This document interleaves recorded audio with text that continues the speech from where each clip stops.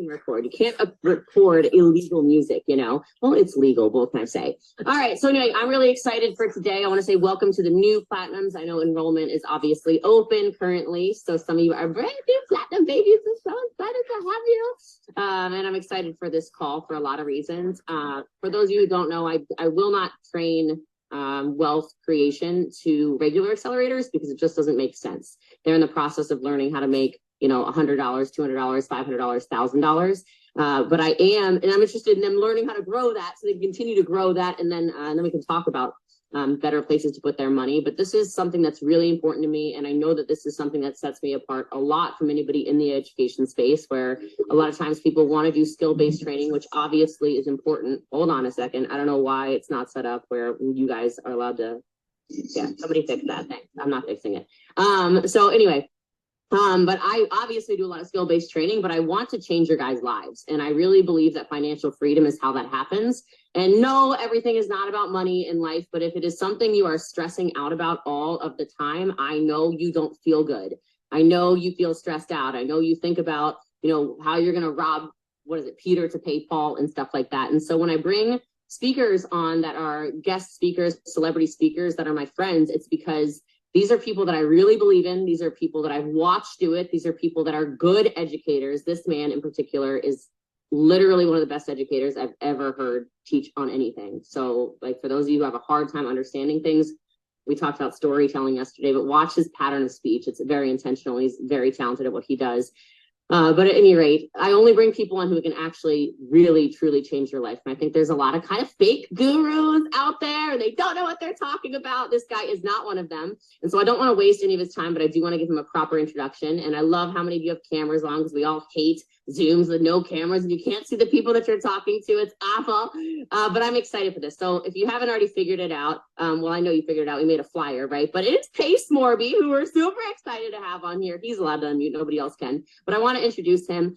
He is the real estate guy. Okay. Some of you might recognize his face because he is on his own A&E TV show with his buddy Jamil, who I also love. Jamil. Okay. Jamil's awesome too. But he's just a super stud. And so not only does he teach people how to fix and flip and do all this stuff with real estate, but he shows people how to actually invest in real estate, sometimes with no money. So if you're on here and you're like, I have no idea even where to begin with this. I don't have a bunch of extra money to do this. I'm really at the beginning of whatever. He's excellent at that. He's excellent at saying, screw that. We're going to go. Jesse Lee, shut up. You need to buy multifamily, gigantic, you know, you need to be a co-GP on a gigantic project, and you need to just cash flow like a crazy stuff. He's taught me so many different things. But on top of not only being incredible at teaching real estate and showing people how to have financial freedom on all of this stuff, he's also just an incredible investor as well. So he has, I don't even know how many millions and millions and millions of dollars now in his own real estate that he helps manage. And he's also scaling and growing and cash flowing.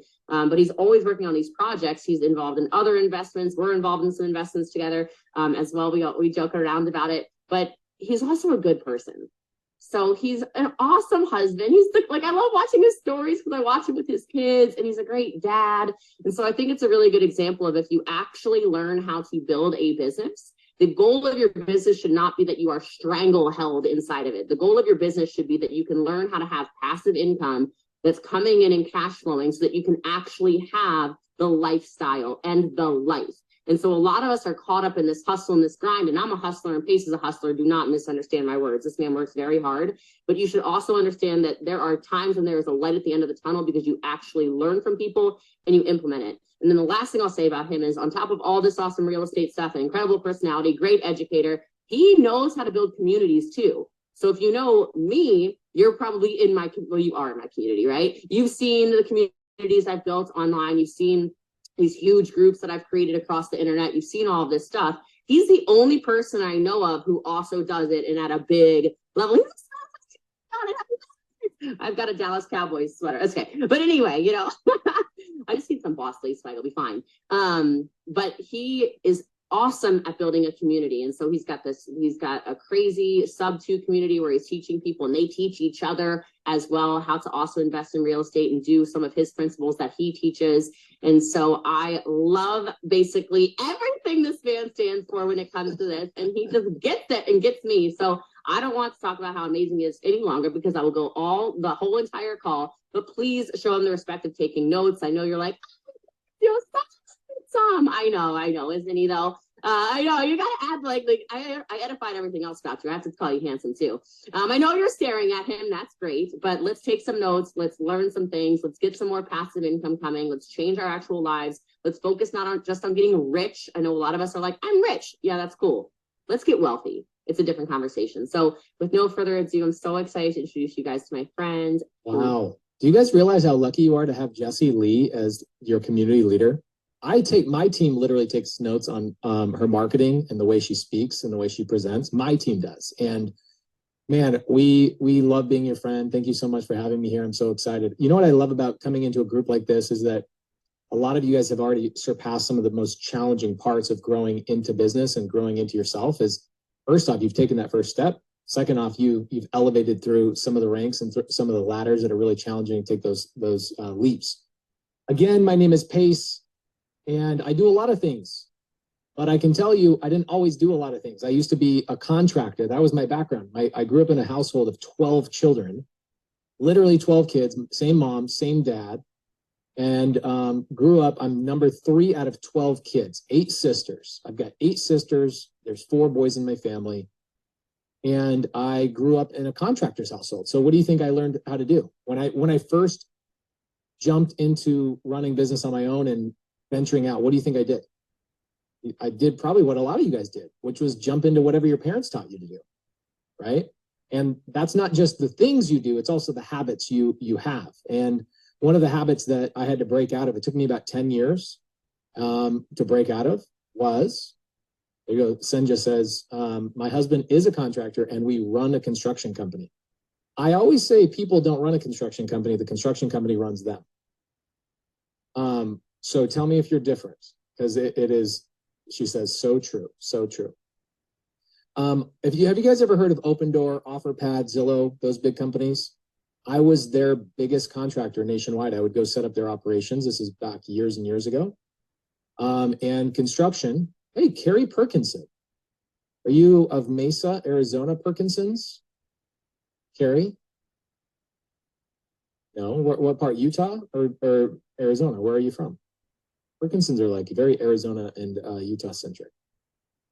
Anyway, so I used to set up all their construction operations. And the thing that I had to break down and tear away from myself was the trading my time for money. That whole trading my time for money thing was something that probably up until 5 years ago, I really thought I understood, but didn't understand. And here's what happened. I came home. I went to Korea. I speak Korean. I went to Korea for a couple of years. I came home, built a construction business, wanted to do it all myself, did it all myself for a long, long, long time. And then I finally hired this guy named John Bohm. This is back when I was about 25 years old. I hired a guy named John Bohm, and I was so freaking lucky with this guy. He ended up becoming the head mindset coach for the Arizona Cardinals when he made a departure. So he was obviously a pretty, amazing human being. He would charge me $500 an hour. And at the time, being a blue collar person, anybody here is blue collar? You guys come from a blue collar family, right? Blue collar family is like you change your own oil, you mow your own lawn, you do all that kind of stuff all yourself because your parents say, if it's going to be done right, you got to do it yourself. How dare you hire somebody else to clean your house? How dare you do that? Right? Had all my parents teach me all that kind of stuff. You can imagine coming in a family of 12 kids. That's what happened, right? We had two dish duty nights or afternoons, mowed the lawn, did all the painting and the handyman stuff all around my house. And I really took pride in being a hardworking human being. A lot of you guys take pride in being a hardworking human being. The challenge is it takes you about 20, maybe sometimes for some of us, 30 years to break out of that once we become an adult. And what do I mean by that? It means hiring a team, building an actual business, having a business that you are running, not a business that is running you. So I'll give you guys a couple of examples, something really cool that happened to me yesterday. But I was running a construction company, which means I was doing it all myself. I hired this guy named John Bohm, $500 an hour. Somebody forced me to hire him. They told me, if you don't hire this mindset coach, we're going to fire you as a contractor and get you out of our world. And I was like, oh my gosh, wow, okay. So I hired this guy. I thought he was a complete joke. I sit down with him, and in 15 minutes, he changed my life. He gave me a lot of no BS, no hand holding. You need to do this, X, Y, and Z. And within 30 days, my life was easier. My life was better. I was thinking more positively, and it was great. Second time I meet him, he fires me. Okay. He says, "You're fired." And I'm like, what, man, I would literally just met you last month. Like I was excited. I was coming to this meeting to like meet with you. And what do you mean I'm like, what, you're not going to take my $500? I kind of had an attitude. He's like, you think I need your $500 for this stupid little piddly meeting? Are you joking me? And I said, oh, okay. All right. Why am I being fired? And he says, because you won't listen to me. I'm like, I've met you one time, bro. And he says, well, I told you to hire an executive assistant last time I met you. And here you are 30 days later, you haven't even taken any action. And I said, how can you tell? And he goes, I can tell by the way you walked in that door, you didn't do what I said. Ooh, I was blown away. I was like, what do you mean? He says, I can tell by your confidence level, the way you're holding your shoulder, the way you're dressed, the way what you wore today, how confident you are in your own belief, like your own world. I was like, wow, really? It was amazing. And he says, you didn't take action. You committed to yourself to do the things I told you to do last month. You didn't take action. I can see it in your face. He says, there's something different about a human being that is confident, keeping commitments to themselves, and you have not kept your commitments to yourself. I was like, man, come on, John. How do I fix this? He goes, right now, put an ad out right now to hire somebody. Guys, meanwhile, I'm running a construction company. He's doing like, I don't know, $150,000 a month in revenue, something like that. Pretty sizable. I'm making 40 grand a month. Pretty good. Like take home 40 grand a month. And I had nobody on my team, like no bookkeeper, nobody answering the phone, nobody invoicing, nobody doing the bids. I was doing it all myself. And what was funny is like internally, that little blue collar guy inside of me was very proud. Like, look how hard I'm working. I'm working so hard. Oh my gosh, I'm working so hard. I'm such a hard worker. And I had all these guys that I was subcontracting everything to. I was subcontracting everything. Anybody can relate to any of this feeling? Maybe even right now? Okay. And so he says, here's what I'll do. If you hire somebody between now and next month's meeting, I will meet with you. And I'll be here. I'll be sitting in Starbucks. This is where we met. Dude didn't even have an office, and he had the gall to charge me $500 an hour. And I can tell you it was the best $500 an hour I ever spent. Here's what ends up happening. He held me accountable like I'm a freaking child. And he made me as an adult, 25 something years old. He says, hire somebody right now. I go, okay, great. I'll go home and I'll do it. He goes, no, pull out your damn phone. We're hiring somebody right now. I was like, okay, yeah, baby. I love it. So he makes me pull out my phone. I go, what do I do? And he goes, go to Craigslist. So I go to Craigslist. I put an assistant position out for $3,000 a month. And by the way, hiring people, oh my gosh, talk about like, one of the biggest fears on the planet is like, I'm going to bring on another human being that's now going to rely on me to be consistent. It's not a fear of bringing on another human being. It's the fear of me. The fear of me. I didn't believe in myself. So how could I bring somebody on my team? Oh my gosh. Like, oh, so he forces me to do this.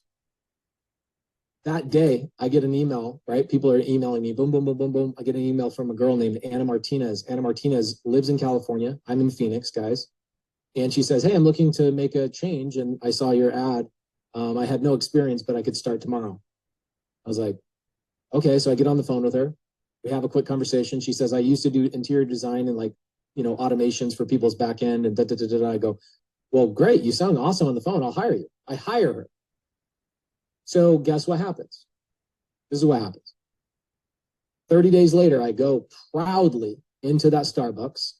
John says, my man. Of course, I haven't talked to him between now and then. He says, my man, you did it. I can tell. What'd you double your business?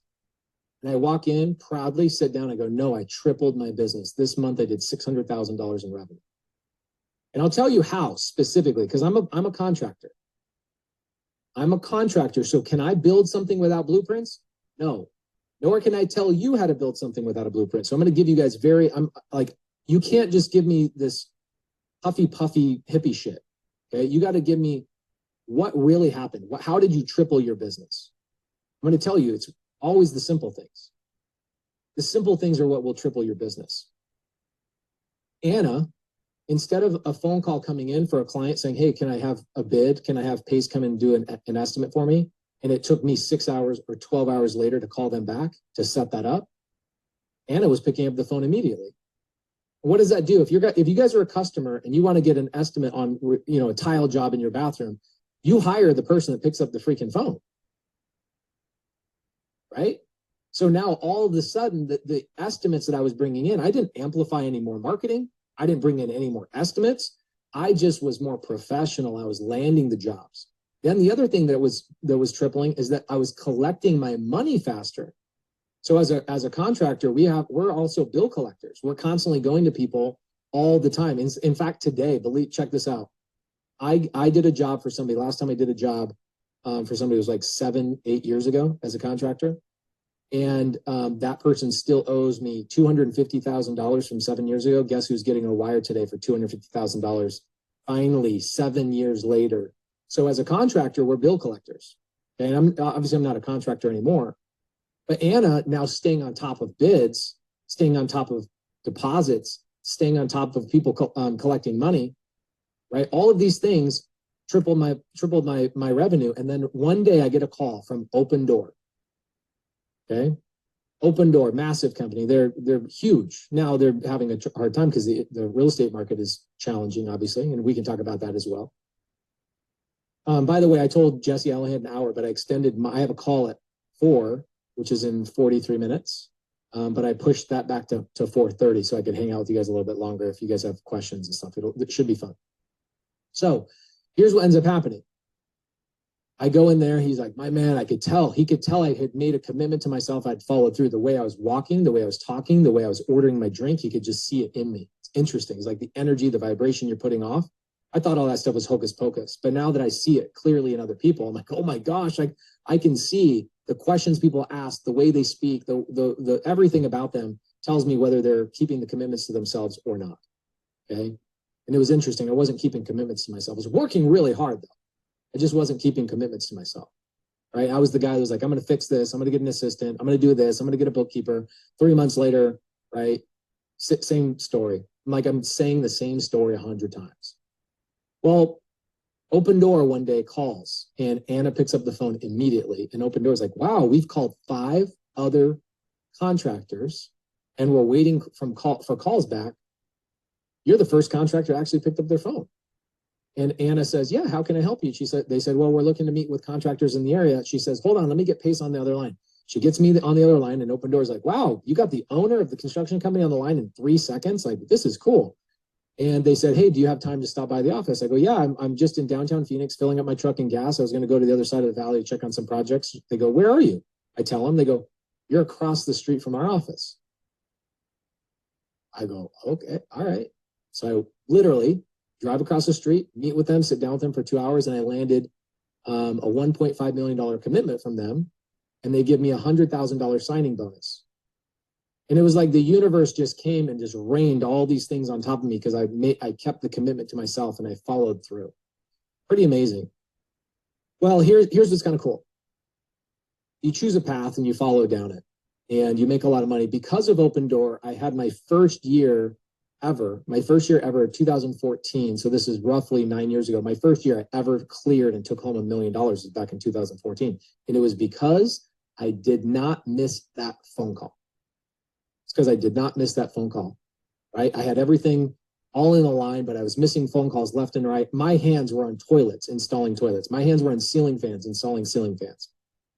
And I was missing calls all the time. And I was like, oh, it's not a big deal. I'll call them back. Like, people understand how business operates. No, they don't. Customers do not care about how busy you are. Customers do not care. They care about what they want. And I wasn't being a great business operator. And it wasn't until John Boehm and me spending money and somebody like pulling me by the ear and saying, hey, you idiot, you freaking knucklehead, let's clean this up, that I really cleaned it up. Well, here's what happens. This is another thing that's really interesting, okay? Life-changing, pivotal moment. It's like my parents were amazing. They taught me how to work hard, right? They refined this powerful engine that had all this drive inside of it.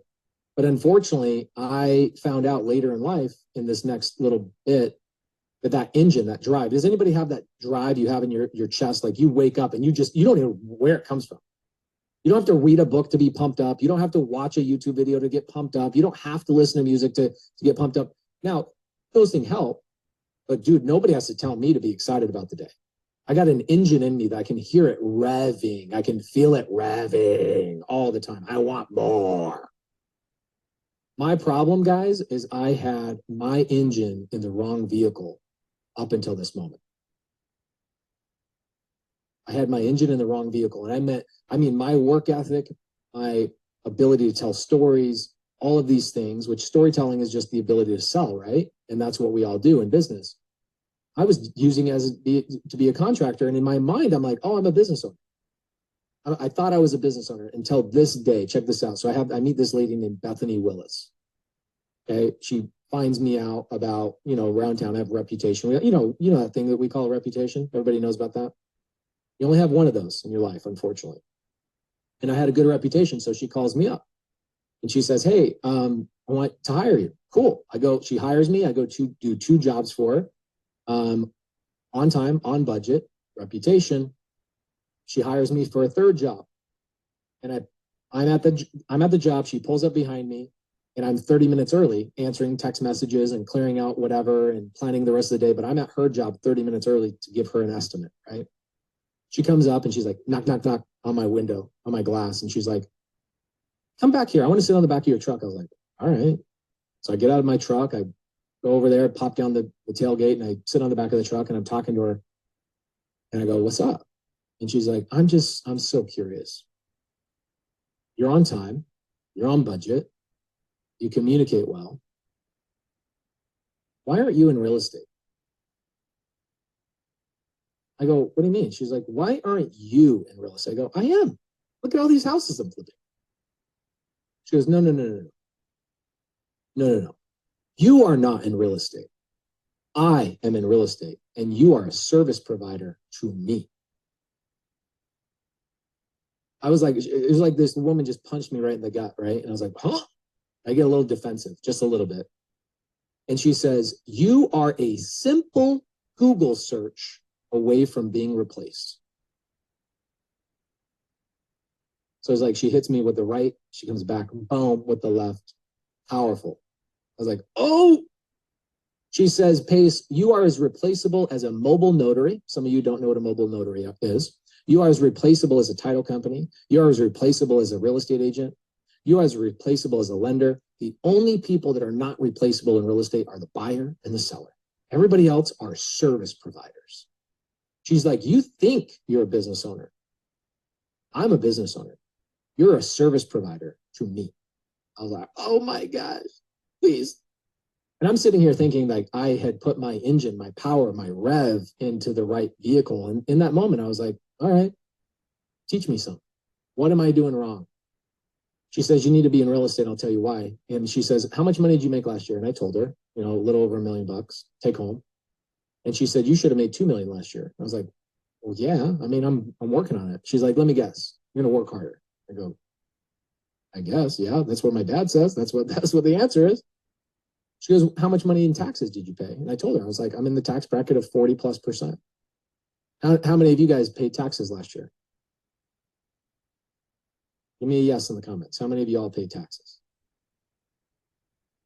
A lot of you, all of you. Okay, one person says no. Carol says no, but Carol, it better be because you're in real estate, not because you're broke. I know you ain't broke. I pay $0 in taxes. 0. And I haven't paid $0. I haven't paid taxes since the day I met Bethany Willis. Okay. And it's because I'm incentivized when I own real estate. So we're going to jump into that. But I ended up, here's what happened. And I don't advise you guys don't go down this route because you guys already have. And when I say guys, I mean girls and guys, just FYI. I'm just, generalizing it. I hope you're okay with that. And I sit on the back of this truck with Bethany Willis, and she tells me the things that I was missing of getting into real estate. Do you guys want to hear about my first real estate deal? Are you guys okay with that? Anybody want to hear how I got my first real estate deal? Okay, cool. So here's what Bethany tells me. She says, Pace, you need to go out and find your own real estate deals. I go, yeah, but I can go talk to a real estate agent. She's like, no, that's not where real estate deals come from. That's where lazy people find real estate deals. Like, wait, what? She goes, yeah, it's this thing called off market. It's finding sellers who are in distress or going through something that don't want to renovate their house and put it on the market. They want to sell to an investor. I was like, okay, cool. She's like, have you ever seen those billboards or those signs that say we buy ugly houses? Like, yeah, I see those people all the time. She's like, that's what I do. I buy people's ugly houses. Or it's not always ugly houses. Sometimes it's pretty houses with ugly situations, like going through divorce or this or that. I'm like, all right, cool. Now I'm going to go through this story just for a couple of minutes. I'm not going to belabor like where to find real estate deals because I don't think that's necessarily what y'all want. If you guys want me to do that in deep dive, I'd be super happy to go into that. I'll come back 2 times, 3 times, 5 times, whatever you want. You tell Jesse to have me come back. I'll come back multiple times. Okay. So here's what she says. She says, I want you to go send out postcards to people who have a lot of equity in their houses. I go, I don't know how to do that.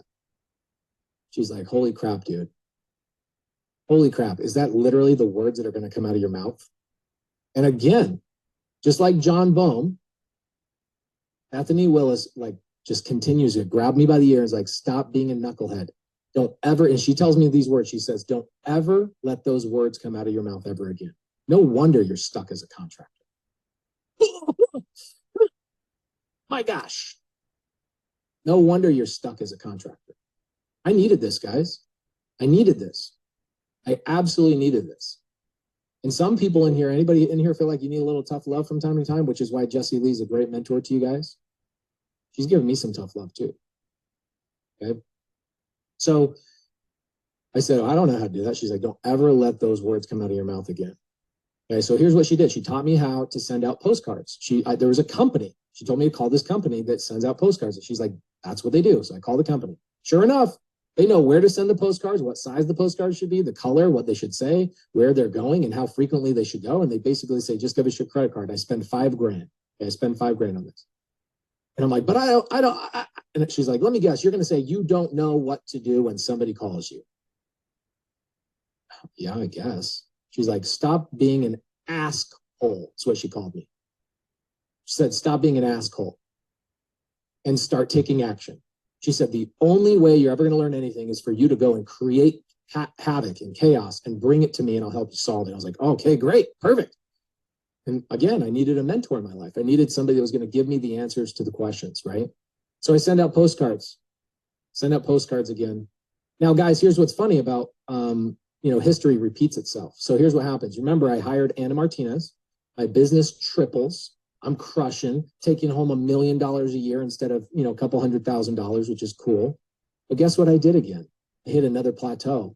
And guess what I was doing again? Missing phone calls. And I wasn't scaling. I wasn't hiring more people. So here's what happens. I send out 5,000 postcards, 10,000 postcards, which cost me about $5,000. And the first 2 phone calls that came in, you think I picked those up or do you think I missed them? I missed the calls. I missed them. Because I, again, was going through another plateau where I needed somebody to kick me in the rear and tell me I need to scale my business. And how many people in here right now? Here's a great question to ask yourself. How many people right now in your business are better at anything than you are in your business? And a lot of you that are solopreneurs that haven't hired assistants or haven't hired automations or virtual assistants, you're going to say, oh crap, I'm literally the only person. Some people in here, I hope that's a gut check for you. Go, oh wow, I'm literally the only person in my company, or wow, I'm the best at everything in my company. Carol says, I need to fire myself this year. Anybody feel like they need to fire themselves or at least take yourself off a handful of the jobs you're currently doing? We're going to touch on that a little bit. And I'm going to talk to you about an amazing situation that happened to me yesterday. Okay, so I missed the first 2 phone calls. I come home that night talking to my wife. And she's like, hey, did you get any calls from those postcards you sent out with Bethany Willis? And I'm like, yeah, I got them, but I'm going to call the other people back. My wife's like, you literally have been waiting for an opportunity to get into real estate your whole life. You spent the $5,000 to send out 10,000 postcards, and you missed the 2 first phone calls that come in? You spent the money, you did the thing, but you won't actually take the action that will actually, there you go, Jen, reverted back to my old ways. Classic. Again, a punch in the gut. So what happens is that night, I get a phone call from this lady named Janie Munson. Man, this lady's great. Hi, this is Janie Munson. I go, hey, this is Pace. How can I help you? She goes like, how can you help me? You sent me a postcard, you dummy. She didn't say that, but that's kind of how I felt. She's like, well, hey, my name is Janie. I'm a retiring school teacher. I'm in the process of retiring. And I've lived in this house for 40 years. I haven't renovated it. And I want to move from Phoenix to Oregon. And I need an investor to buy this house. I was like, oh, okay, great. So what's the next step? I had no idea. I had no freaking clue what the next step was. That's how dumb I was. So she goes, I don't know. You're the one that sent me the postcard. I go, can you hold on a second? So I literally get Bethany Willis on a 3-way call. She helps me through the whole thing. This is why you have mentors. And we set up an appointment and I go drive up to the house the next day. Yeah, Carol Bishop. She's like, hold, please. So I go up to Janie's house. I have no idea how to value property at this time. I'm just a contractor, blue collar dude, swinging a hammer, drilling stuff, wearing the leather boots and the steel toes. And I go up to the house and I walk into the house and I start building rapport, just like all of us. We're all adults. We can become friends with people pretty quickly. So I walk in, I start talking to her, get to know what's going on. And I walk into her kitchen. I don't know what it is about kitchens. We walk into people's houses, we like gravitate right to the kitchen. Maybe like in our minds, we're all like, give me treats. I don't know what it is, but so I go in, we go into the kitchen and guess what I see on her countertop? I see a stack of real estate agent cards and I see a stack of other postcards. And so I asked her this really great question. The question was, hey, so like you're obviously meeting with other people. What's kept you from selling the house? And she says, well, I have an offer already, $165,000. Well, guess what, girls? I have guys, people, my homies. Guess what? I have a big problem because on my drive up to that appointment, I called Bethany and said, Bethany, what do you think my offer should be? And she says, well, sight unseen, if I have not seen the property, I know she hasn't renovated in 40 years. Remember, Bethany Willis is a fix and flipper, so she knows these numbers. She's been in the business 20 years. And she says, you can't pay $1 over $150,000. Okay, I got a big problem. Anybody feel like you could talk a seller, a homeowner who's a retiring school teacher who already has an offer at 165? You think you could talk somebody down to like 150? Anybody feel like they could do that? Well, guess what? I felt the same exact way. Might as well have been Mount Everest to me, right? So I said, wow, that's outside of my range. I'm probably not a good buyer for you. And she's like, okay, well, do you want to give me an offer? And I go, nope, because I'll be super embarrassed if I do. And I'm not going to give you an offer. I end up not giving her an offer. She goes, okay, well, what's our next step? Like, why are you here? I go, I don't think I can help you, but I guess I'll just take off. And we chit chat for a couple of minutes. And as I'm walking towards the front door, I stop in the doorway and I said, hey, I can't buy your house. Obviously I just can't come up to that price. But is there anything else you need help with? I'm a contractor. I can help you with like moving or loading up your truck to go to Oregon. Is there anything you need help with? She's like, what are you, a Boy Scout? I go, yeah, I'm an Eagle Scout. My parents made me get my Eagle Scout before I got my driver's license. I am an Eagle Scout. And she goes, okay, you're serious. I go, I'm dead serious. How can I help you? She's like, all right, this isn't like some ploy to like manipulate me into selling the house. I go, no, I genuinely want to help you. And she says, all right, it's really weird. Are you okay? Like with weird? I go, yeah, I'm all about weird. Let's get weird. So she takes me to her backyard, opens up the sliding glass door, and she shows me 3 Flemish bunnies. Google it right now. Google Flemish bunnies and see it. Pull out your phone and type in Flemish bunnies. They're the size of 4-year-old children. They're massive bunnies, like humongous. Whitney says, I've had them. So she has 3 Flemish bunnies, massive. And she says, my problem with these bunnies is as big as the bunnies are. Huge. My granddaughter bought these for me. We've raised them together. It's been this amazing thing, but I can't take them to Oregon with me. And honestly, I've been super hesitant to make a decision on who I'm going to sell to until I have these bunnies taken care of.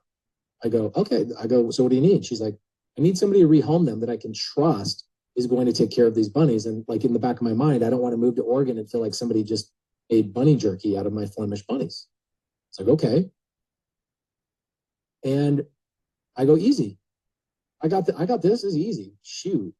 This is your only problem? All right, cool. So I pull out my phone like this. And I called the number one person I can rely on in my whole life. You know who I called? My mommy. I called my mommy. And I go, hey, mom. By the way, I'm a grown-ass man when I make this call. Hey, mommy, I'm here with Janie Munson. She's got these bunnies, blah, blah. I tell her the whole story. Guys, 40 minutes late, 45 minutes. It was like almost 45 minutes to the T. My mom shows up in a red truck that I've never seen before in my life. Still to this day, I have no idea where the red truck came from. And she loads these Flemish bunnies in the back of this truck, and she like gives Janie a hug. She's like, Pace always loved his school teachers. Have a great day. And my mom takes off with the bunnies. Like, rapido. My mom is just amazing, right? So Janie's like, whoa, this just happened. You just solved my whole problem. Now, during that 45 minutes we were waiting for my mom, I'm building rapport. I'm talking to her about, her career and all that kind of stuff. And she tells me, she says, hey, I made a decision. I'm going to sell my house in the next 2 weeks. I've given myself. So she says, if you find anybody that's willing to buy this house for $165,000 or more, please let me know. I'd love to do business with you. I go, I can't. I just kept telling her. So anyway, I go home.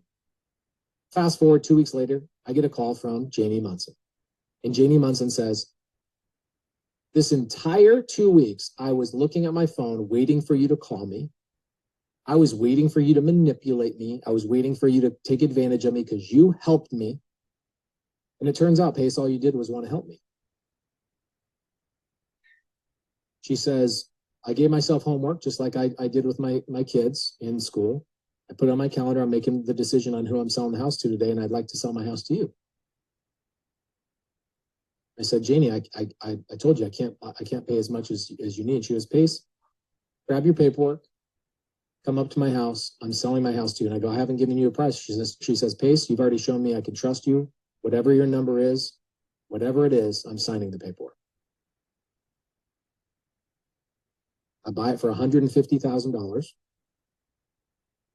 I am not the buyer. So what I do is I take that contract. This is what I ended up doing. I take the contract and I assigned it to Bethany Willis. And I made a $25,000 check for like 7 hours worth of work.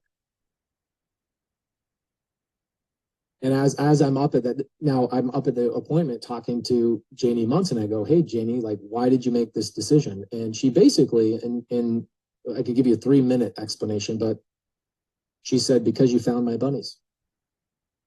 You are the only person that actually found my real problem.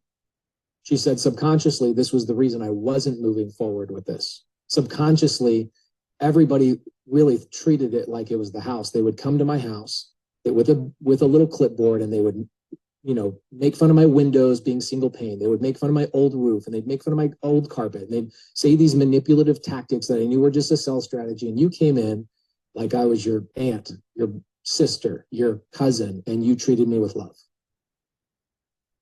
And I want to do business with people like that. So I bought it for $150,000. Now, here's what's funny. I've done thousands of real estate transactions. I'll never forget that. Is the most important business lesson I've ever received, was that I learned how to find the bunnies in every single thing that I do. I'm always finding the bunnies. Now, there's a reason, right? There's a difference between a reason and a bunny. Okay, a reason is like, well, I got to sell the house because I'm retiring and I'm a school teacher and my house hasn't been renovated. And those are all reasons. Those are pretty surface level. But when you guys are going out there and you are trying to recruit people, or you're trying to sell people on a product or whatever it is, and there's hesitation, you have to stop for a moment and say, oh, I haven't earned the right to go in their backyard yet. I haven't earned their trust. They haven't felt comfortable to say, are you okay with weird? Are you okay with me exposing my secrets to you so you can help me solve the root of my problem? I find out in that appointment with Janie Munson that she had already retired a year and a half prior. And she was sitting in this house not able to move forward to the next chapter of her life because nobody was willing to help her solve a problem she didn't know how to solve. So what else is going on in your guys' business that's similar to this, right? That you have people out there that you are trying to recruit or bring into your business, or people that you are trying to sell a product to, that there's hesitation, right? There is maybe they're slow to do things, or they lie to you, or they do whatever. You have not earned the right to go in their backyard and see all the weird stuff. You have not earned that right yet. And so you have to figure out, where is it that I stop in the doorway and I say, Janie, how can I help you? Regardless of anything else, how can I help you? How can I be a friend? How can I see you as who you are? Forget about the house. So I call Bethany Willis, and I'm, of course I sell the deal to her. I make 25 grand. And she says, Pace, it took me about 6 years to learn the lesson that you just learned in that one first real estate transaction.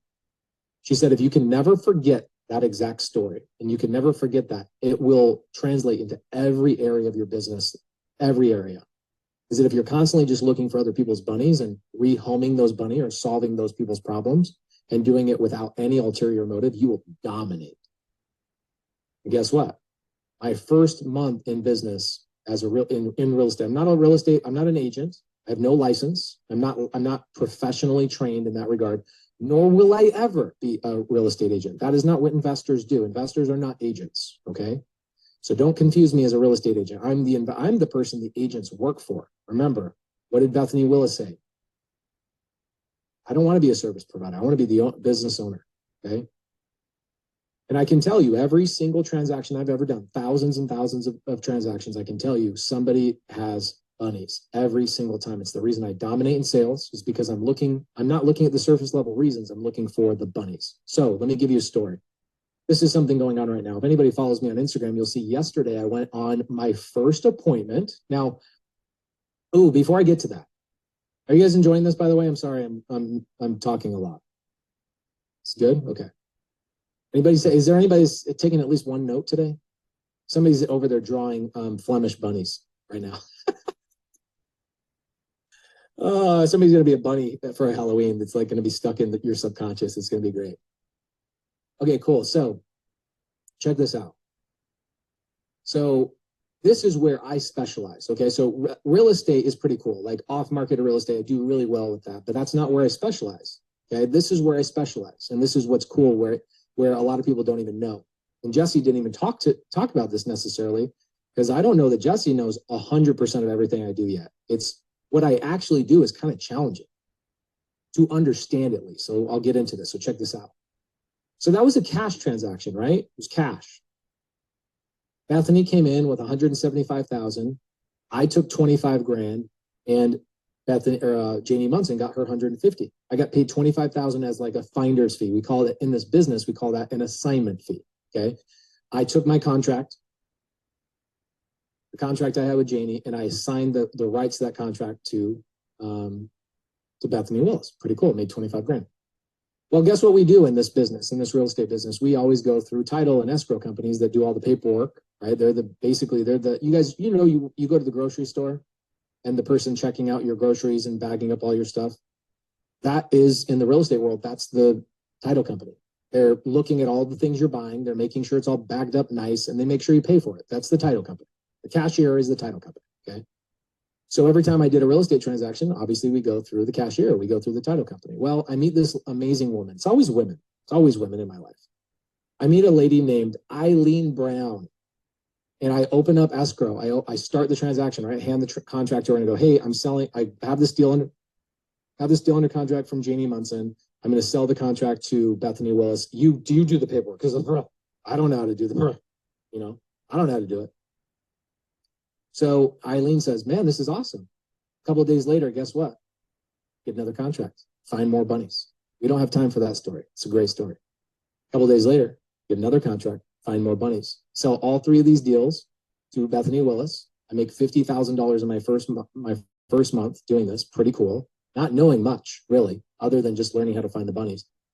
So on the 3rd contract, I'm talking to Eileen, and Eileen said, I'm in the office, dropping off the paperwork. Here you go. Which nobody does that anymore. Like, you just email the paperwork, right? But I'm in there. I was really lucky. She goes, how's the business going? like, you're new. Like, I don't really know you. What's up? What's the story? And I go, well, here's my thing, Bunny's story, blah, blah, blah, contractor, da, da, da. She's like, cool. So the business is going pretty well. I go, yeah, except for the fact that I spent $5,000 on all these leads, and I've had like 40 phone calls come in. I've only gotten 3 contracts. And I was having a hard time getting contracts until I figured out how to find the bunnies. And now I feel super good. I'm like looking for people's bunnies, and I'm getting better and better at it. But there's a problem. She's like, what's the problem? I go, well, there's a lot of people that either want way too much money for their house, or they don't have any equity, which is huge. Like, a lot of people bought their house a year ago. Now they're reselling the house now. They bought with no money down, like an FHA loan or a VA loan or something. And now they don't have any equity to sell the house. And I can't help those people because there's no meat on the bone for me. And she goes, wow, you are so wrong. This is a lady that's been in the business for 40 years. So she's seen everything. She goes, have you ever heard of subject to, or seller finance, or lease options, or wraps, or blah, blah, blah? And I go, a what? Who? A subby what? She goes, here's what it is. She says, have you ever heard of just taking over payments on somebody else's house? I go, no. Who would do that? She goes, oh, wow, thousands of people would do that. And I go, is that a thing? She goes, yeah, people have a payment on their house, right? They go get a mortgage, they have a payment. And if that payment's $1,500 and they can't sell the house for whatever reason, but they want to move, you can take over that payment with no application, no credit check, no down payment, no credentials, no job history, no tax returns, nothing. And I can give the ownership of that property to you, but the loan stays in that person's name. I'm like, how is that possible? She tells me the grocery story. So anybody in here have ever gone to a grocery store and bought groceries with your credit card? Anybody in here? Shauna Kiger, I see you not typing. I can't read your eyebrows. I'm watching you. Okay. Credit cards, not debit cards. Anybody in here go buy groceries with credit cards? Okay, cool. So if I go through a grocery store and I'm checking out my groceries, and they give me the groceries, they're all bagged up. I give them the credit card, right? Who owns those groceries? Because I didn't use my money. I used somebody else's money. Who owns those groceries? Jesse says me. Senja says credit card company. Interesting. So you guys think the credit card company owns them, and Jesse Lee says, that's my motherfucking food. What are you talking about? Okay, here's the truth. Okay, so can we agree that right now in this situation, there's a credit card debt, and then there's this other magical thing. How do we know we are the owners? So by the way, the answer is we are the owners, right? How do we know we're the owners? There's 2 things. There's the debt, and then there's the ownership. How do we know in that transaction we are the owners? It's not possession. Catherine Miller, you got it. It's not possession. It is the receipt. You have the receipt. You have a document that says you are the owner. Okay. In real estate, it's the exact same thing. The receipt of real estate, write this down. This is a very important one. The receipt of real estate is called a deed. D-E-E-D. Deed. It's the deed. Whoever has the deed in their name is the owner. And guess what? Somebody else can have the debt in their name. And when I learned this, I was like, wait, what? I can go to a homeowner that has no equity. Okay? I can go to a homeowner that has no equity, and I can just literally have the deed transferred to my name. She's like, yeah, it's a couple $100. And I can just make payments on their existing mortgage. She says, yes, people do it all the time. Randy Anderson says, we've done this many times to build our real estate portfolio. I'm the guy in the country that teaches this. There's nobody better in the country that teaches better than I do. Not even close. Okay. It's called subject to. Now, I was blown away. I was sitting here in Eileen Brown's office when I learned this. Here, you guys want to see a house I just bought this week? No money down. Let's see here, Allison. It's a cutie. You'll be blown away by this because you'll go, wait, hold on. This is real. Hey, as of today, I have about 2,000 doors in my portfolio. Oh, Jesse, will you give me sharing capabilities or somebody? Yeah, I just asked them to. Sorry. Okay, cool. So I'll pull this up. You guys can go and see this. I'll give you guys the link in the side chat so you guys can go pull it up. Okay, that is the house that I just bought. So the deed transfers into my name. The home is mine. I am the owner of this home, although the mortgage is still in the seller's name. That's subject to. Okay, well, what happens when the seller doesn't have a mortgage? What if the house is completely paid off and the seller owes nothing? Well, that's called seller finance. Okay, so anybody here kind of still cloudy on this? I'll explain a really great story. What do they get from this? Always the questions. Means you don't understand the bunnies. The question you should ask is, what do these bunnies look like? Where somebody's willing to take, I'll give you an exact, there you go. Carol Bishop says, I don't understand the bunnies. That's the right question, okay? So here we go. They're giving me screen sharing capabilities, so I can pop this up for you. I always like to give you a visual of houses that I buy and things that I'm currently in the process of doing. Here's one right here. Look at this cute house. Would anybody take this house over for no money out of your pocket? She's leaving the furniture. Not that there's a lot, but she's leaving the furniture. Her name is Brooke. Why would Brooke give me this house? Let's talk about the money.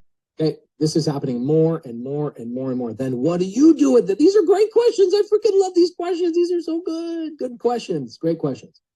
So what do you do with any property?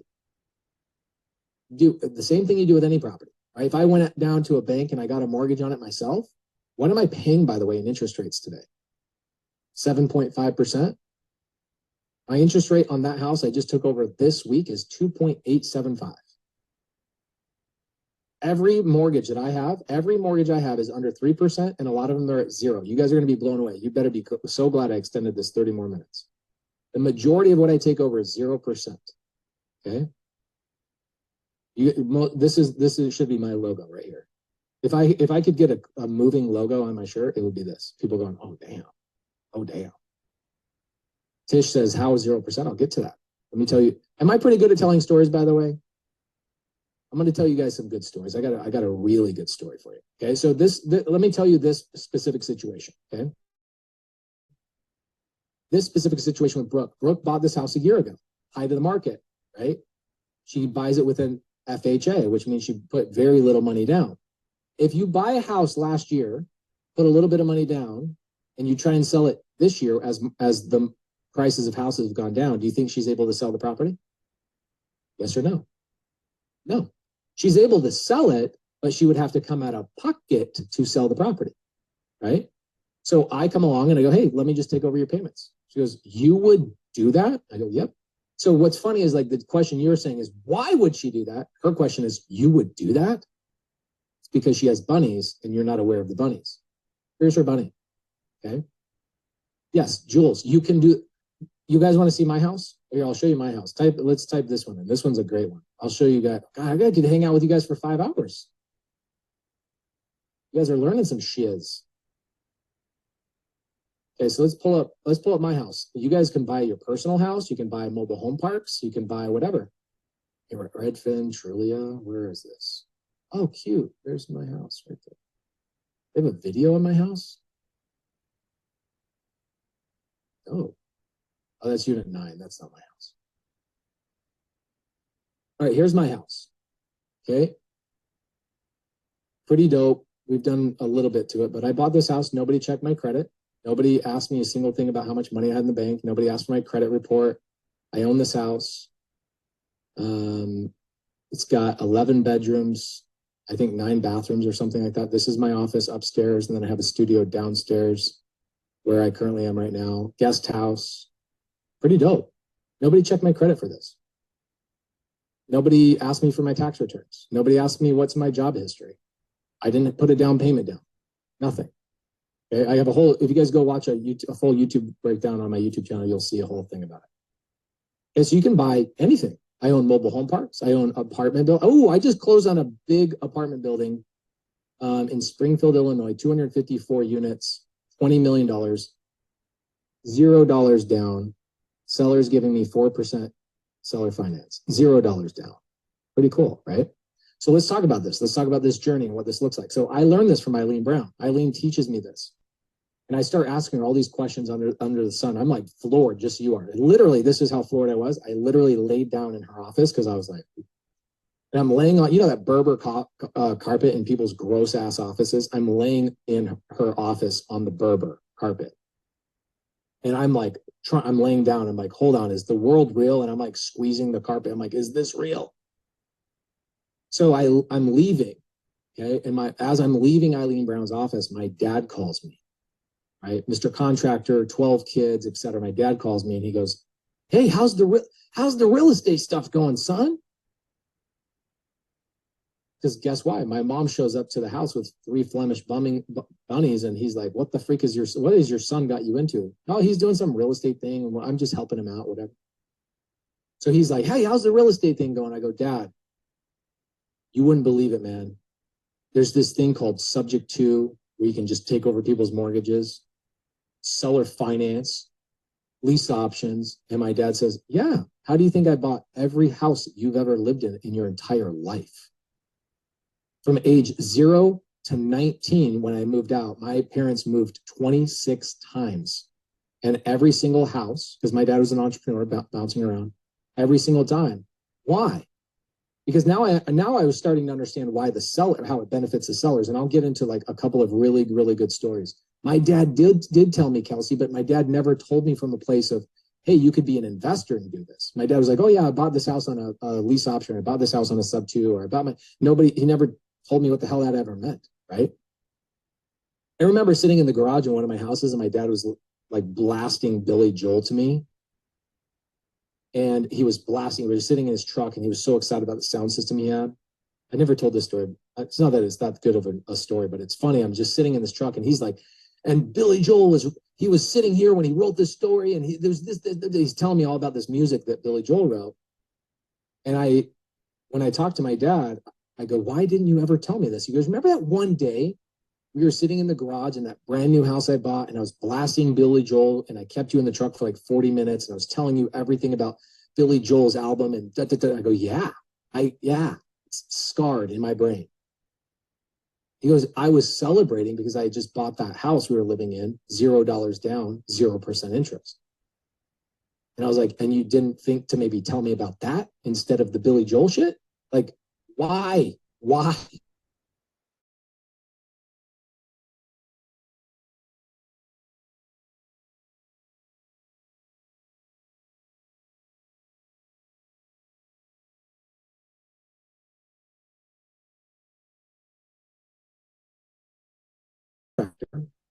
I wasn't able to qualify for the majority of the houses I needed to buy for our big family.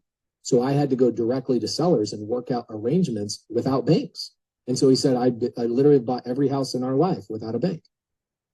Like, wow. And now I understand, wow, buyers, this benefits buyers. Wow, this benefits sellers. Holy moly. And I started lighting the world on fire. I got so good at this that I started having people around town. This is about 5-6 years ago. People around town started calling this the PACE method, taking these dead leads that nobody had equity, realtors couldn't sell them, investors couldn't flip them, nobody could do anything with these deals. And they would call me and go, hey, Pace, will you go on my appointment with me? Okay, Paz says, how does it benefit both? I'll tell you. In one story, and I can tell you 1,000 other stories. Okay. Let me ask you a better question. How the hell does a real estate agent benefit a single seller? How? They don't. Every company, Opendoor, OfferPad, Zillow, all these companies are trying to put real estate agents out of commission because they're the freaking middleman. And it's an antiquated model. It costs a shiz ton of money, takes a shiz ton of time, and real estate agents, no offense to you real estate agents in here that are licensed, it took you 2 weeks to earn a stupid ass license to sell people's largest asset. It took you 2 weeks. And none of them actually know how to comp a single property. None of them. Okay. So check this out. Let me tell you a story. So now this is at a point where I've done a couple hundred of these, and I'm now somewhat, people know me for this. So I get a call from a wholesaler. Remember what I did, right? I found that first deal and I wholesaled that contract to Bethany. I find a wholesaler, Tom, that's all he does. He finds deals, sells them to buyers. Finds deals, sells them to buyers. He calls me up, he goes, Pace, I've got this seller in Mesa. Mesa is where I live.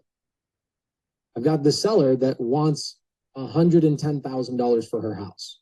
I go, okay, what's the problem? He goes, Zillow says it's worth 100. Oh, okay, that's easy. I love that lead. He's like, see, I knew you'd like that lead. Why is it that I like that lead? Because if you're a wholesaler or you're a fix and flipper, does anybody have an idea of where you would need to buy that house? At what price would I have to buy a $100,000 Zillow house in order for me as a fix and flipper or a wholesaler to make any money? How much would I have to buy it for? 50 grand. Oh, 80 grand? Yeah, right. You'd lose money at 80 grand. You would lose money at 80 grand. Isn't that funny in real estate? Because there's so many real estate agents and commissions and closing costs and all these things. You buy a house at 80 grand as an investor that's worth 100, you lost money. It's so weird how real estate works. Yep, there you go. Carrie Perkins has got it, $50,000. Okay. So here's what happens. I go on the appointment. I meet the two owners. Okay. Dale and Susan Poyer. I remember every seller, every appointment, every address, because I know the bunnies. So pay attention. Always know the bunnies. So I end up going to the appointments. Tom standing to my left, Dale and Susan are in front of me. And I said, hey, Dale, Susan, same question I asked Bethany Willis, Janie Munson years before. Hey, Susan, why haven't you guys sold the house? What's kept you from selling the house? And she says, because I'm getting lowballed. I go, yeah, that makes sense. You're probably talking to a bunch of investors, right? She goes, yeah, I'm talking to a lot of investors. Real estate agents want me to clean up the property before they list it. I go, yeah, I get it. I go, what are you getting offers somewhere around like $40,000, $50,000? She says, yeah, how did you know? That's like on the money. I go, because if I was going to give you a cash offer, I would also have offered you $40,000 to $50,000. She goes, what do you mean? If you were going to offer me $40,000, $50,000, if you were going to offer me cash? I go, well, obvious, if you were going to take a cash offer, you would have already sold it to somebody else before you met me. But I'm here today because I have another option for you. She's like, wait, so you don't buy cash? I go, yeah, I buy cash when it's appropriate, but you obviously don't want people lowballing you. So I would potentially come up to your price of $110,000 as long as you gave me terms. And do you guys think sellers know what terms are? Half of you guys don't know what terms are. No, she has no idea what terms are. That's a specific pattern disrupt. I throw that out there. I go, if you give me terms, she goes, what? Right now she's paying attention. So I go, I would love to give you $110,000. I could potentially, possibly come up to $110,000 if you were able to give me terms. She's like, what is terms? Now, for anybody in here, okay, anybody here that does not understand seller finance, this is how I understood seller finance. So I said, well, Susan, this is what terms mean. Okay, I used to be a contractor. I had an F-150, I had a truck, an F-150 truck, 320,000 miles. Started having a ton of problems with this truck. Kind of similar to your house. You're starting to have little things go bad here and there. And you're having to worry about those things. And, I would tell myself I'd fix it myself multiple times. And I didn't. And then my guys would call me. They were out in the field. They go, hey, Pace, we got to drop the truck off of the shop. The truck's acting up. I go, all right. And then the truck was more of a problem than it was a benefit. Probably similar to what's going on with this house. She goes, yeah. So I decide I'm going to sell my truck. So where do you go, Susan, when I sell a truck? Where do I go to validate my price? And where do I find out my price if I'm going to sell my truck? Anybody know? Of course you do. It's the Zillow of cars. What is it? Kelley Blue Book. So I go to Kelley Blue Book, just like you went to Zillow, Susan. And Kelley Blue Book says my truck is worth $5,000. And guess what, Susan? I'm as belligerent as you. I see a $5,000 price. You know what I'm going to do? I'm going to throw it on Craigslist for $10,000. And that's what I did. By the way, this is exactly what I told Susan. This is how I explain seller finance to people. So I go, Susan, I put my truck on Craigslist for $10,000 because I'm belligerent, just like you. You know your house is not worth 110, but you're asking 110. She says, well, Pace, it's not that I'm belligerent. It's that it's our last asset. and we want to get as much money as we can for retirement. I was like, I get it. I totally get it. And I'm not arguing with you on the 110. But this is what happens. I throw my truck on Craigslist for 10 grand. Do you think I sold that truck? She says, maybe. You probably sold it for 7 grand. I go, it's worth 5. I did not sell it for 7. She goes, okay, well, what happened? I said, 3 months later, after not even receiving a call, a text, not even a troll like reached out to me and said, dude, your price is over. You're overpriced. None of that stuff happened. Nothing. So my wife comes home one day and she says, this is 3 months later. She comes home and she says, hey, sweetheart, is there any way you can like, please get that truck out of the driveway? Like every time I come home, I got to go around it just a little bit. And after 3 months, it's starting to get a little annoying. I go, babe, what do you want me to do? The truck is worth more to me than $5,000. In fact, if I put the truck on Craigslist for $5,000, I'd probably sell it for how much? What do you think I would sell a $5,000 truck for on Craigslist? Anybody? Yeah, 3,000, 3,500. I was always going to assume 3,500 would have been the number, right? Cool. And so I'm obviously telling this parallel story to Susan, and this is how sellers understand stuff. They don't understand what seller finance and subject to is, just like you don't. So I go, here's what I did.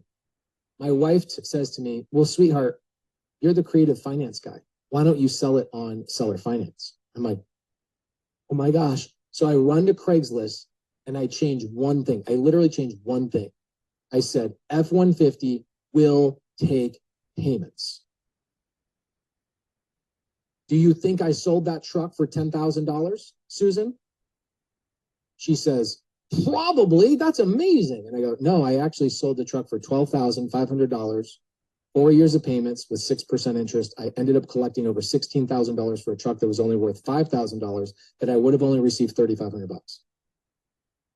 And I said, that is called creative finance.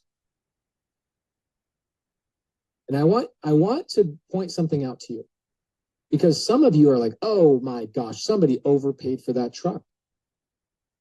Let me point something out to you that you do not understand. The value of a product is never the purchase price. The value of a product is what I can do with it. The value of a product. Colette says, how do you know they will make payments? Colette, how does your bank know you're going to make payments? How does your bank know you're going to make your credit card payments? How does your cell phone know you're going to make your cell phone bill every single month? Your credit rating. Really? They still don't know. There's a lot of people that have amazing credit that default. Just wait until next year. Look at 2008. Look at 2006. There's no guarantee. Okay? But I'd love to answer that question for you, Colette. It's a great question. I have a great, wonderful answer for it. So what ends up happening is Susan's like, you're joking me, right? You can do this? I go, yeah. I go, I will come up to $110,000 if you let me make payments to you. And I'm going to upgrade you from being the landlord to being my lender. And we're going to create a promissory note. We're going to create an agreement that says, I'm going to pay you. And she's like, wow, is that hard? I go, no, it's one page. You guys want to see my promissory note with Dell and Susan, by the way? This is what a promissory note looks like, okay? Oh, I got to tell the rest of the story before you see it. So what ends up happening is I work out a deal with her. And she says, well, what kind of terms would you want? And I said, well, you're the bank. Okay. So you've got to tell me what you're okay with, but you start. She goes, I want $20,000 down and 8% interest. I'm like, all right, I'm probably not a good buyer for you. She's like, wait, what do you mean you're not a good buyer? You said you'd come up to 110 grand. I go, yeah, but you can't have your cake and eat it too, Susan. You can't take 110,000 purchase price. It's like a teeter-totter. She says, what do you mean it's like a teeter-totter? I go, look, teeter-totter is like this. If you want a really high purchase price, then you got to give me a low down payment and a low interest rate. If you want a really high down payment and a high interest rate, then you got to give me a really low purchase price. So what's more important to you? She says, I care more about my high purchase price. I go, perfect. Most sellers do. So why don't we work out a deal where I give you $0 down and principal only payments? Because I've already given you all the profit, right? Everybody else is offering you 50. I'm going to offer you 110. She says, all right, let's do it. But I need a down payment. I have to have a down payment. I go, cool. I'll give you a down payment, but here's what I want. I want you to pay the closing costs. She was done. I'll pay the closing costs. It's like $1,200. And I want to give you my $10,000 down payment over the course of a year. Jessie Lee's propping her head up going, wait, what? So look at the way I structured this note, okay, or this prompt. And by the way, a note is literally a note. Okay, it's an IOU. It's like if Jesse decides, hey, I'm going to sell Pace my car, we create a promissory note. It's literally the one-page document. I promise to pay you, and because I promise to pay you, I really promise to pay you. I'm going to write it on a note called a promissory note. Okay, that makes sense. So what ends up happening is I structure this note. Here's the note. It's recorded on public record, by the way. So you guys can go pull this up on the address. The address is somewhere. 1906 South 78th Place is the name of the address. But so what day did I close escrow on this particular deal? March 31st, 2020. What day was I gave her a $10,000 down payment. So you can see my purchase price. It was $100,000 note plus my $10,000 down payment. But my $5,000 of my down payment was 6 months after I owned it. And my next $5,000 was 6 months after I owned it from there. Now, here's what's cool about it. Look at this. In regular monthly installments of $375 per month, pay attention to that, beginning on May 1st, with interest and all unpaid principal at the rate of 0%. Okay, well, that's public record. So all you guys are crying, everybody's crying about interest. Oh my God, my interest rates are going up, blah, blah, blah, blah, blah. I have not paid anything over an average of 3% on seller finance or even taking over people's mortgages ever in my life, ever. Okay, not worried about interest rates. And in fact, right now is the most unbelievable dominant time for creative finance right now. Okay, unpaid principal, Senja, that's a question. That's another Zoom for another day. Great question though. Okay, so here's what ends up happening. $375. Here's what's amazing about this. Why? Right? Remember, why? Why would a seller do this? Why would a seller, oh my gosh, so many of you rich ass people in here like, why would a seller do that? Well, first off, they're not you. First off, why does anybody do anything? You ever get behind somebody that is on in a right-hand turn area that they could obviously turn right on red? It doesn't have a sign anywhere that says do not turn right on red, and they sit there like a knucklehead, and you just sit there and go, why are you not turning? Why are you not turning? I don't know. Some people are just whatever. They have their own reasons. Okay, but here's the reason why every seller sells. They always have a bunny. So here's the bunny. Okay, they're retiring. That's their reason. We're retiring. We don't want to deal with the tenants anymore. There's tenants in the property. It's not they don't live there. There's tenants in the property. Okay, how much are those tenants paying? They're paying $1,650 a month. Okay, why don't you want to deal with the tenants anymore? Well, because it's a family member that's taking advantage of us, and every single month we have to grovel and beg for that payment. Okay, cool, no problem. What if I take over that tenant? Would that be great? Yes, that'd be amazing. The problem is we go to Thanksgiving, we go to Christmas, and we're the bad people that are asking for rent from these people. I totally get that. So I'll take over those tenants, you pay the closing costs, and did anybody pick up what my payment was and what the rent payment is on a monthly basis?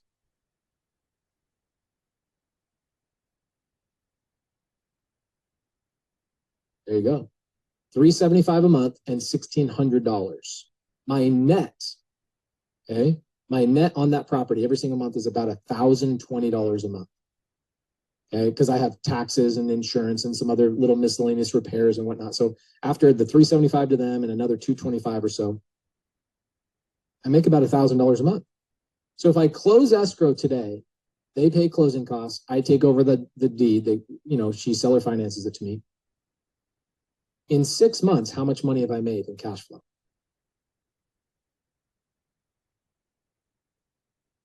And out of that $6,000 that I made, how much did I pay her as my down payment?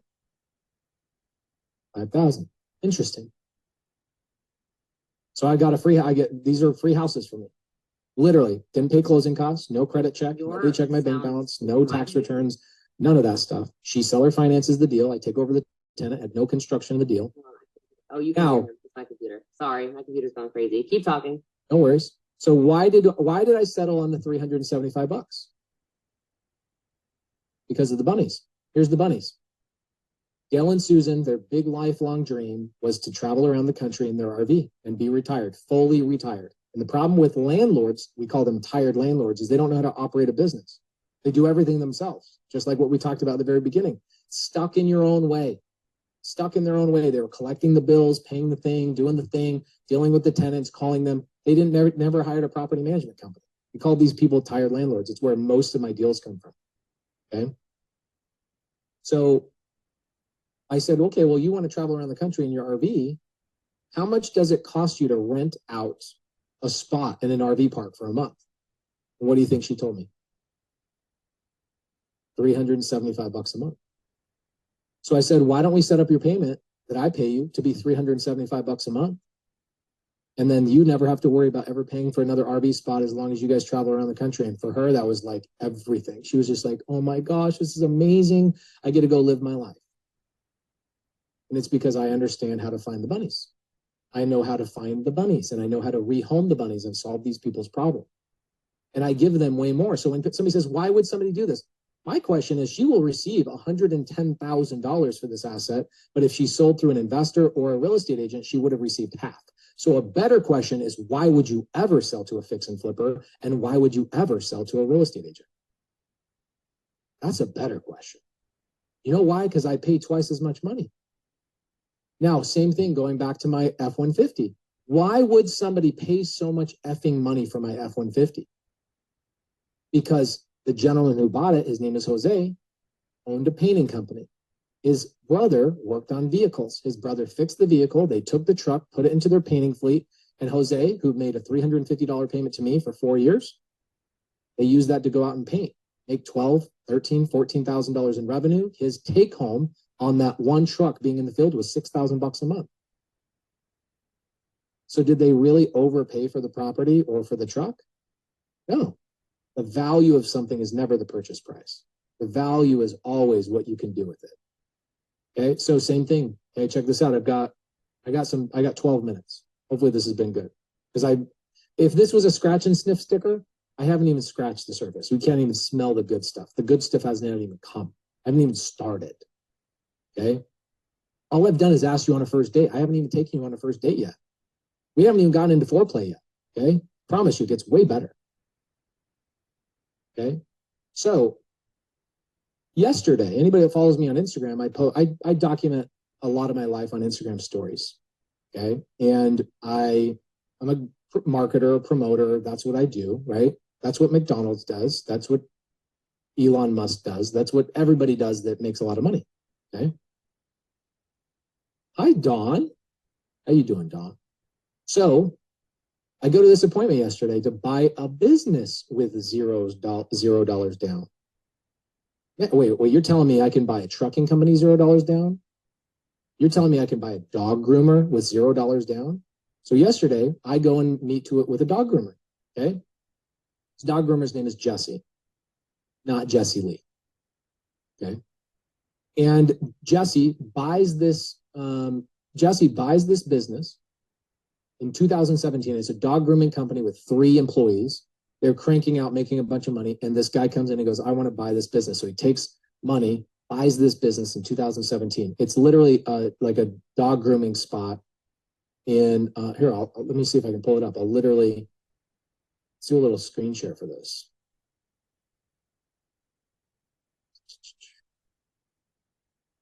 You guys should have Jesse. You should have Jesse Lee have me come back,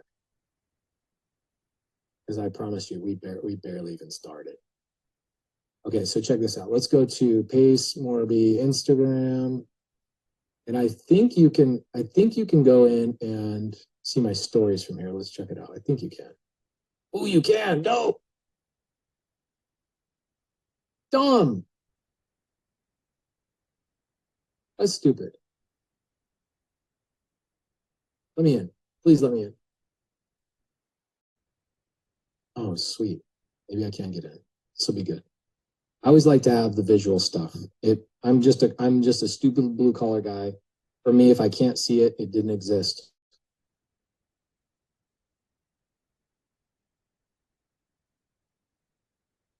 Yes, save info. Just freaking move on to the stories, you dummy.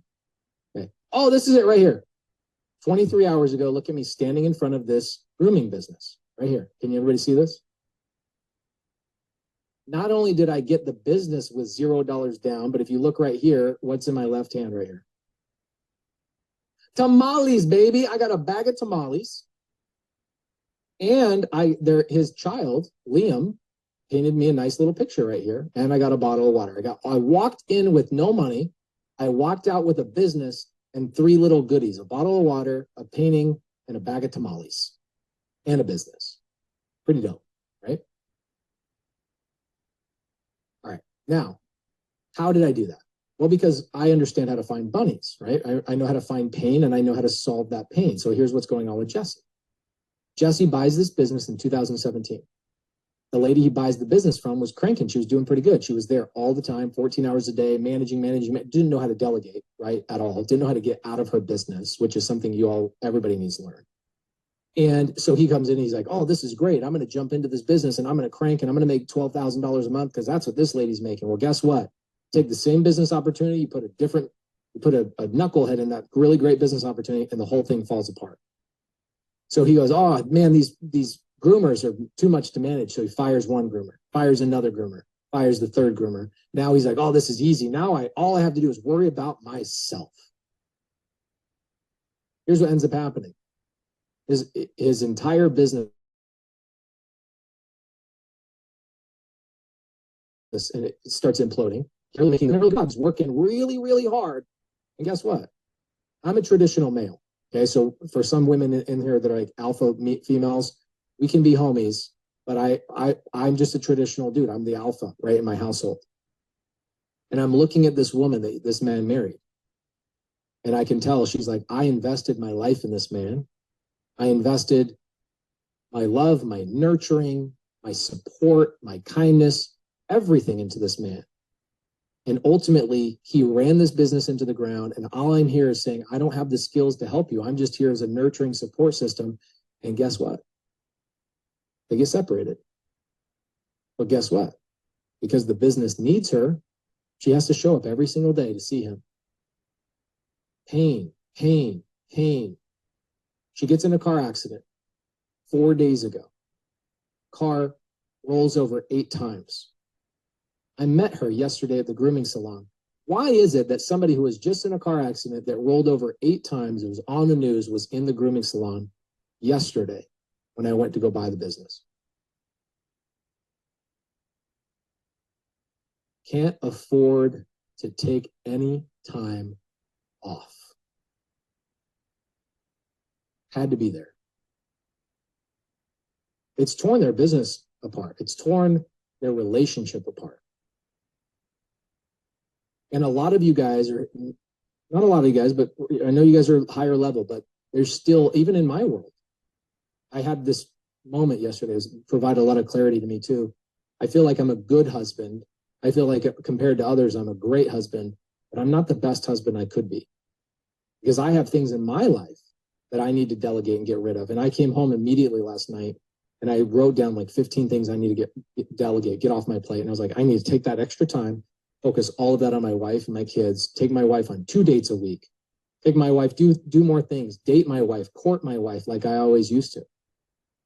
Make my wife feel like the woman she is. Because I watched the pain in somebody else's. Anybody ever watch like somebody else's mistakes and go, oh, damn, and it makes you want to just do better in your own life? It's amazing. So that's what happened yesterday. And here's what my structure was. I go to Jesse and I go, here's what I'll do.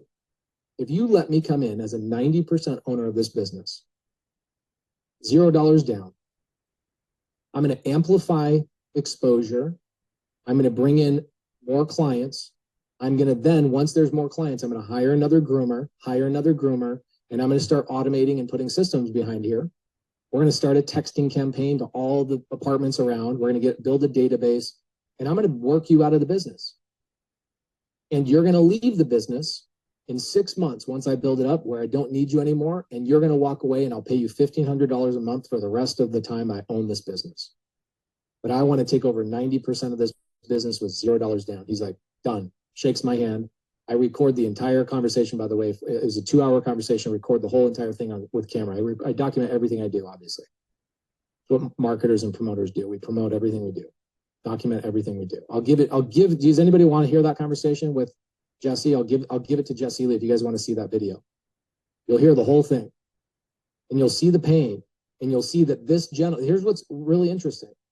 The divorce and the separation of these two unbelievable human beings had nothing to do with the love they had for each other. It had 100% to do with the mindset he had about running a business and getting himself out of that business. He says it in the meeting. You'll hear him say it multiple times. He says, I have a poor man's mindset. I can't get out of my own way. I'm tripping over everything trying to save dollars. I trip over my own, and this is what happens to it. You'll hear this in the video. He says, I really need to sell this business. And his son, who's 7 feet away from him, every day after school, his kids come into the dog grooming salon with him every day. His kid hears him say this to me, and his kid says out loud, no hesitation, didn't even think about it, says, yeah, and maybe I can finally see my dad somewhere other than the dog grooming salon. And I look at the gentleman who I bought the business from, and I go, what's the next step, brother? He says, you got a deal. Boom. And you will see how I transform this man's life. Okay. Again, it's never about the house. It's never about the business. It's never about the hard asset that you guys are looking about. It's always going on with what are the bunnies in somebody's life? How can I solve their bunnies? How can I help them get into the next chapter of their life? And when you guys are out there recruiting and building your downline and building your business, you're going to run into people that have these similar situations. And you have to be a good friend and really put your hand on people's shoulder and go, hey, let me help you out. Let me get you through this. And you will build the biggest business. I have so much business right now. I have so many good things happening to me right now. I don't have enough time to handle. It's crazy. I have a call in 2 minutes. I got to get on. Has this been helpful for anybody? I think this was super helpful. I'll just wrap this up really fast for you. Obviously, there's a million more things you can talk about. And Pace was actually the one who introduced me to, we mentioned on the call yesterday, I think, or some other call. God, I don't even know what call. About helping all of us invest in real estate together. And so that was a conversation that Pace actually spearheaded. And so Pace and I have had conversations about that. And so how many of you this was super valuable, like in general? It just opened up your world to something new. I know we have some big real estate dogs in the room right now. We have all kinds of different business owners on here. And I think it was so applicable to all of that, especially that bunny concept. You guys will be better business owners if you care about people more. That is the bottom line to what the bunny story is. We were like, what the hell is a bunny? I'm like, oh my God, it's an analogy for the stuff. So maybe I'll talk to Pace about seeing if he'll come and join us in Cabo. Guys, I'll come back so many more times. We'll talk real estate. I'll talk about opportunities. For me, you just got to understand my journey. And I always want to talk about the bunny story, because when I bring these big real estate transactions to the table, I'm going to say, hey guys, here's the bunnies of the deal. And if you don't understand the backstory of the bunnies of a deal, it's hard to understand real estate. At least it was for me. So Jesse, you're an idol. Well, you're amazing, and I'm so thankful for you. I know you have to jump. I know somebody else has you in a stranglehold in 1 minute, but you guys, his Instagram is Pace Morby. Please follow him if you do not already. He also has an education group. He always links it in his stories, so I won't waste his time with that right now. I love you and I appreciate you so much. You're amazing. So valuable. Unbelievable. You guys, thank Jessie Lee for everything she does. Like, I can tell you, I teach for other people's groups, and there's very few people in the whole entire country in any niche, any vertical whatsoever, that serves their people as much as Jessie Lee does. So I hope you guys give her those accolades. Give her, as they say, give her the flowers while she's alive. Oh, I love that. Well, you go run, and then Platinum stay for a second, because I'm just going to wrap up our call really fast. Okay, he has to go to the next call. Was that extremely valuable, guys? Like, how many of you were like, what the hell just happened? And then if you're being honest, how many of you were like, I have no idea most of what he said, except for something about bunny rabbits. Okay, if either one, wherever you were with that, that's how you should feel, right? If you feel stretched right now, maybe you're in real estate and you're like, I've been doing this all wrong. Good. If you're sitting here and you're like, wait, I can have real estate investments and build a portfolio with no money and cash flow and have another stream of income. That's why you joined Platinum. I told y'all we were going to make some motherfucking up in this hole. Okay. Like, I wasn't joking. And this is just one of my friends. he's amazing. And so many of my friends just want to serve us. So many of my friends just want to help you guys get wealthy as well. And they don't have the community like we do. And so I know some of you are still overwhelmed with stuff. Follow him. He has a free community group too, where they'll talk about some of this sub-2 financing stuff. He gave you a really good blueprint with that, by the way. They'll talk about where to find houses. Sometimes you can even find deals inside of his Facebook group. Sometimes, like he said, it's just conversations. I saw some of you talking about this.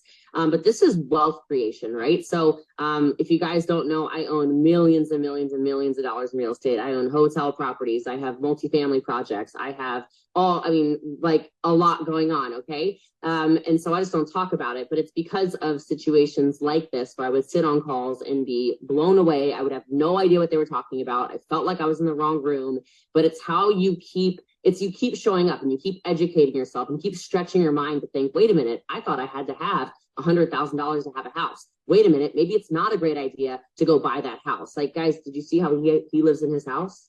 He didn't put $1 down. All of our friends are being dodo birds. I keep talking about this for freaking forever, okay? But like they keep spending all their freaking money on a freaking house and then they can't invest. Like these kinds of conversations, these are the rooms you need to be in. These are the kinds of people you got to get around. And so if you have people that you're like, why are my leaders not on these platinum calls? This is the problem they always have.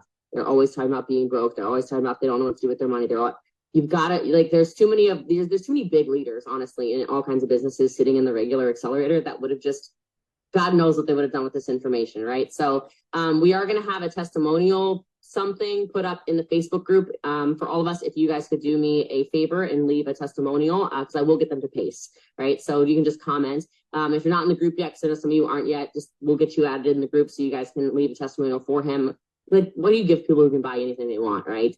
Words of affirmation, things that they don't think about, flowers while they're alive, etc. And I will ask him, because I got some texts during that. I will ask him to come to Cabo. And if you thought that he's a badass, this is just one of my many incredible friends. So I just want you to think about the kinds of people we'll have access to this year in Platinum.